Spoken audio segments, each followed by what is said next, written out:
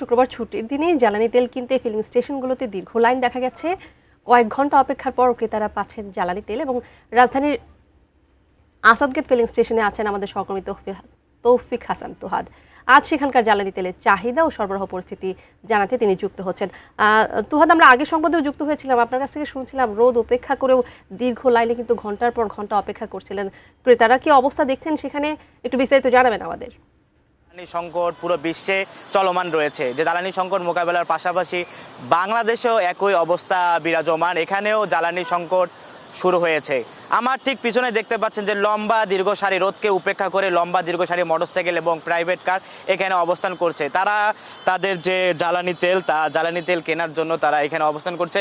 আমরা ফিলিং স্টেশনের কর্তৃপক্ষের সাথে কথা বলেছি। তারা বলেছেন যে এখানে আসাদগেটে আমি একটি তানিয়া কথা বলে রাখি যে দুটি ফিলিং স্টেশনের মধ্যে আমরা দুটির মধ্যে কথা বলেছি। একটি ফিলিং স্টেশন বলেছে ফিলিং স্টেশন কর্তৃপক্ষ জানিয়েছে যে কোনো ধরনের সংকট, জ্বালানি তেলের কোনো সংকট নেই।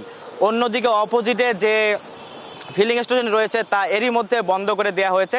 তারা বলেছে যে 3টার আগে তারা কোনো ধরনের তেল সরবরাহ করতে পারবে না।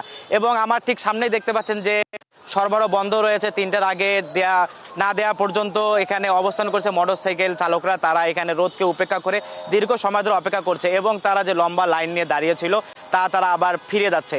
অন্যদিকে অপোজিটে যে ফিলিং স্টেশন রয়েছে সেই কর্তৃপক্ষ জানিয়েছে যে কোনো ধরনের সংকট নেই এবং তারা 500 টাকা করে, সর্বোচ্চ 500 টাকা করে মোটরসাইকেলে তেল দিচ্ছে এবং প্রাইভেট কার অনুযায়ী 2000 টাকা, 2500 টাকা এবং 3000 টাকা করে তারা সরবরাহ করছে তেল। এবং আজ অন্য দিনের চেয়ে রোদের তাপ অত্যাধিক বেশি রয়েছে। সেই রোদকে উপেক্ষা করে এখানে জ্বালানি নেওয়ার জন্য মোটরসাইকেল এবং প্রাইভেট কাররা অবস্থান করছে। এবং আমরা দেখতে পেয়েছি যে আসাদ গেটে যে লম্বা লাইন, সেই লম্বা লাইন মোহাম্মদপুর টাউন হল পর্যন্ত চলে গিয়েছে।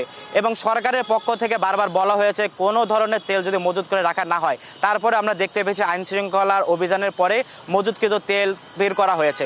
তো এই ছিল তানিয়া আসাদ গেটে ফিলিং স্টেশনে উপচে পড়া ভিড়, তেল কেনার জন্য উপচে পড়া ভিড়ের সব শেষ।